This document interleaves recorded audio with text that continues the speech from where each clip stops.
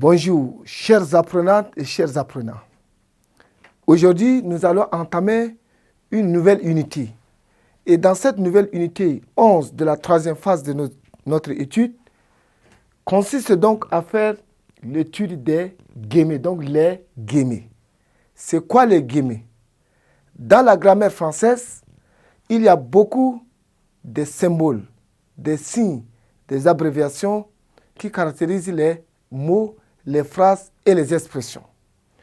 Aujourd'hui, pour le cas présent, qui constitue donc les guillemets, alors, les guillemets sont des symboles.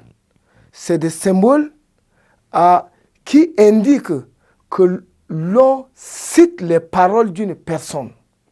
Lorsque quelqu'un parle et que vous voulez raconter l'histoire, arrivé à un certain niveau, vous êtes obligé de prendre la parole de la personne là intégralement pour répéter. Et là, si vous faites ainsi, vous serez obligé de placer les guillemets pour montrer à celui qui lit votre écrit ou soit à celui qui vous écoute, que ce ne soit pas la voix orale, de comprendre que voilà, vous êtes en train de citer la parole d'une personne. Donc, qu'est-ce qu'on dit? Les guillemets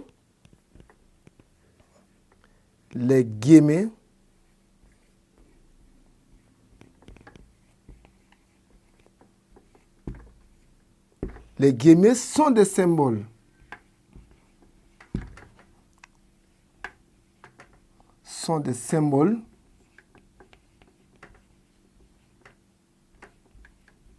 d'accord? Les guillemets sont des symboles qui indiquent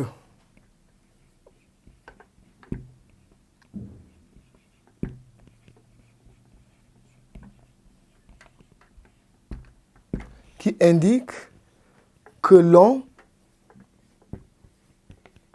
cite les paroles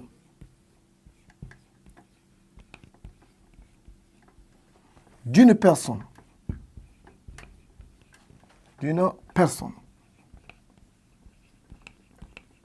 Très bien. Donc, lorsque vous citez la parole d'une personne dans un texte, vous serez obligé de faire des symboles pour signifier. Alors, ces symboles sont comme ça. Voilà, ça c'est les guillemets. Lorsqu'on ouvre les guillemets, voilà les paroles de la personne et on ferme les guillemets. Donc, qu'est-ce qu'on dit? On ouvre et on ferme les guillemets.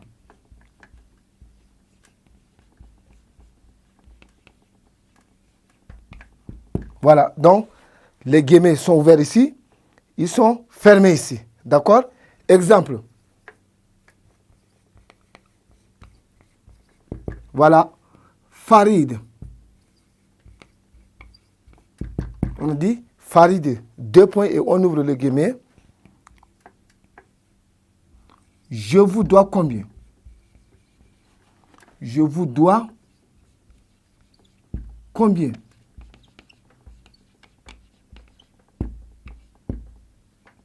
On ferme le guillemets. Voilà, donc, regardez ceci. On a dit Farid. Donc, on peut dire Farid dit, lorsque le garçon de café vient voir Farid, lui demander ce qu'il désire. Farid dit, a fait la commande de son plat. Maintenant, effectivement, le garçon lui a apporté son plat. Farid, maintenant, qu'est-ce qu'il dit? Je vous dois combien? Donc, je vous dois combien ici sortent explicitement de la bouche de Farid. Donc, on ne peut pas inclure un autre mot. Nous sommes d'accord?